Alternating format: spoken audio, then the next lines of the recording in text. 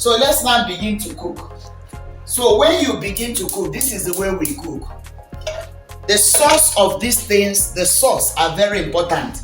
That is where the taste of the food comes from. So this is now the stockfish boiled separately. I will put it. Okay. All right. I'm using the traditional spoon, wooden spoon to cook. So you put the stockfish. The quantity depends on what you want. Since it is only me and Pastor Prince, I don't need to put a lot. Also, we don't eat a lot in our house. And so this is the oxtail. You remember our oxtail? I love oxtail. I love it. It is very healthy. It doesn't have a lot of fat. So this is it. This is it. I can put this, since it's just the two of us. I think this should be enough for the soup I want to make. All right. So I have put oxtail. I have put oxtail. I put stockfish. This is the smoked fish. I told you that in the pot of a soup, in a pot of soup of an Igbo woman, this is what you get. So those of you that you want to marry an Igbo man, get ready. Just get ready. There's no speaking in tongue in this matter, and there is no prayer in this matter. It's reality. All right. This is my crayfish. My onions. I put my onions. You can put everything at the same time, apart from the vegetable. So this is it. You see how it's looking so nice? I want to make sure that this thing doesn't form lumps, because if it was to be cocoyam, it's very easy. After pounding it, I put it there. It finds its own way when it dissolves. But this one, you have to be a bit technical so that it doesn't actually form lumps. So you put it when the water is not very hot, because if the water is very hot and you put it, it will have lumps. Can you see how smooth the water is? You need to be very experienced with the quantity. The quantity must be out of experience, so that you don't make a soup that becomes what Kenyans call uji mix, uji porridge. Nobody will eat it. So you need to get a right texture of the water. It should not be too watery. It should not be too thick. It should be medium, so that you enjoy the soup. Okay. All right. This is it. Now I put my crayfish. I put my crayfish here. This is the crayfish. I put my pepper. Personally, I normally love to use a fresh pepper, but we can use dry pepper. But fresh pepper, normally there is a flavor it carries. Of course, this is pepper, chili. Let me use the word chili, because there are people who call it pepper. There are those who call pepper. Nigerians call pepper. So I can use chili to make it easier for everyone. Then you put palm oil. Palm oil has a bit of fat, and so in our house we are very careful to take moderately. You see, I'm sure you already seen how this soup is thickening because of the quaker oat.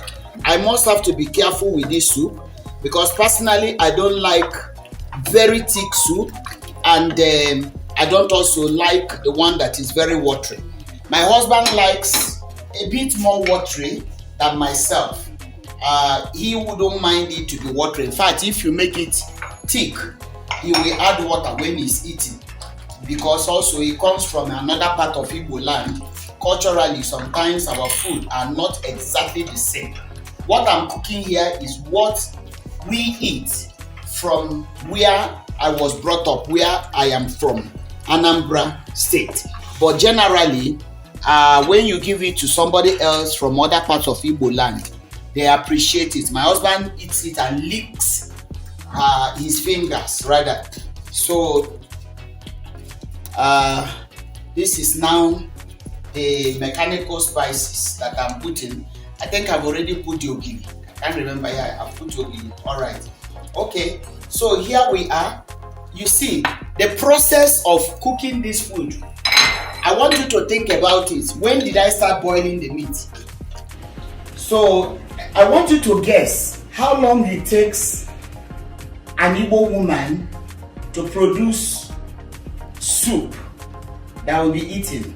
Just guess, especially this bitter leaf. I know as time goes on, I'll be showing you other ones. We have egusi, which most people love. We have okra. We have nsala, so many others. But we are beginning with one of the toughest. This is one of the toughest. So guess the time you will pluck the bitter leaf, the time you will pound it, the time you boil it, the time you sieve it, the time you boil the stockfish, the time you take to clean the smoked fish, the time you take to boil whether the chicken or the beef or whatever, then prepare all other little condiments. Just guess. This soup cannot take you anything less than an hour or an hour and a half. It can't take you, I'm talking about from preparation to the end. It can't take you anything less than an hour or an hour and a half. And don't forget, you are making this soup, maybe it finishes in 2 days time. You need to get back to the kitchen to make other soups, all right? So this time, we will allow it to boil. Remember that virtually everything here is already cooked, so it shouldn't take long. So let me first taste for salt before I close. Now,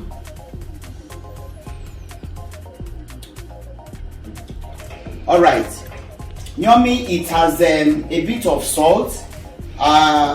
Because I've just put knorr cube, I wouldn't be quick to put salt right now. Otherwise, you may discover that by the time the knorr cube melts, you have oversalted the soup.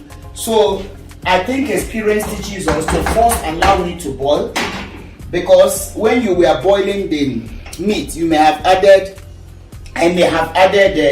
some little spices or maybe salt.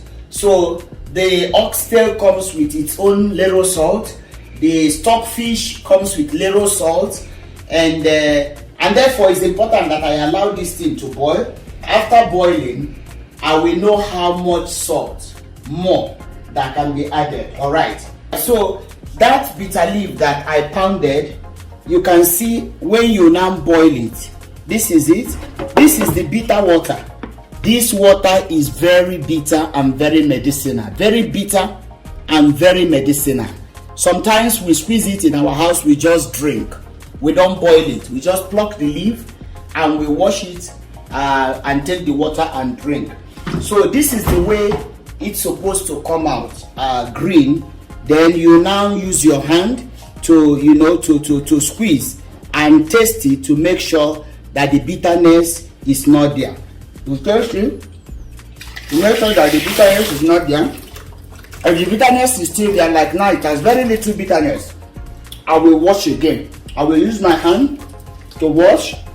I will use my hand to wash. I will wash. I will wash. I will wash. I will wash. Okay? All right. So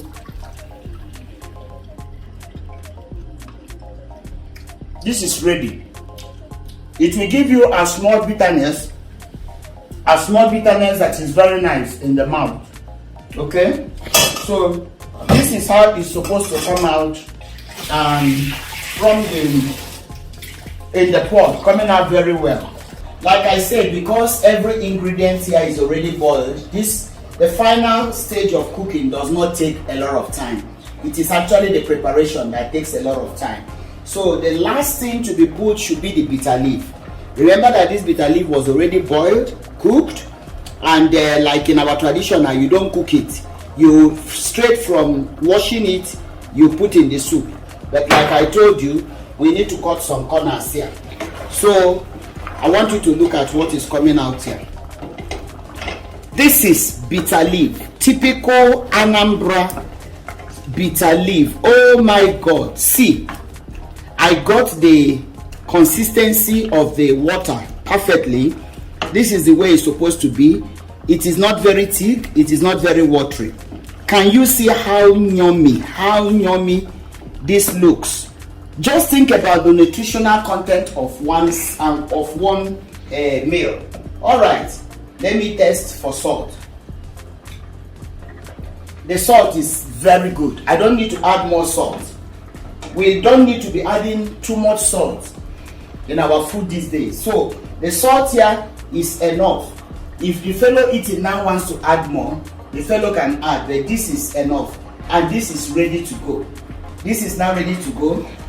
I want you to see exactly the pot of a typical bitter leaf soup. Look at it. I can add more.